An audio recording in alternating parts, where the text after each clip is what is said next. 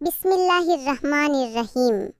বিসমিল্লাহ নামেও পরিচিত বা তাসমিয়া হলো একটি ইসলামী বাক্যাংশ যার অর্থ পরম করুণাময় অসীম দয়াবান আল্লাহর নামে।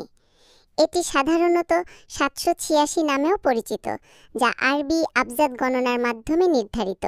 তবে অনেক ইসলামী পণ্ডিত মনে করেন বিসমিল্লাহ সরাসরি উচ্চারণ বা লেখা উত্তম এবং সংখ্যার মাধ্যমে এটি প্রতিস্থাপন করা উচিত নয়। এটি ইসলামের সবচেয়ে গুরুত্বপূর্ণ বাক্যাংশগুলোর একটি। এটি দিয়েই পবিত্র কোরআন শরীফের 114টি সূরার মধ্যে নবম সূরা ব্যতি রেখে অন্য বাকি 113টি সূরা শুরু করা হয়েছে।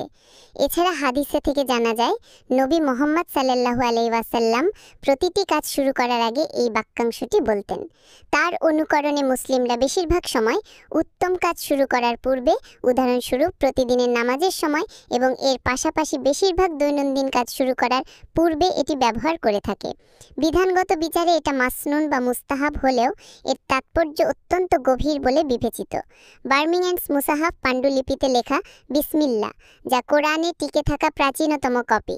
রাসম বিসমিল্লাহ আর রহমান আর রহিম। বিসমিল্লাহর চারুলিপি।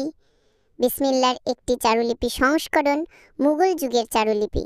আফগানিস্তান, বাহরাইন, বাংলাদেশ, ব্রুনাই, মিশর, ইরান, ইরাক, কুয়েত, লিবিয়া, মালদ্বীপ, পাকিস্তান, সৌদি আরব, তিউনিসিয়া এবং সংযুক্ত আরব আমিরাত সহ অর্ধেকেরও বেশি রাষ্ট্রের সংবিধানের প্রস্তাবনার শুরুর বাক্যাংশ হিসেবে এটি ব্যবহৃত হয়।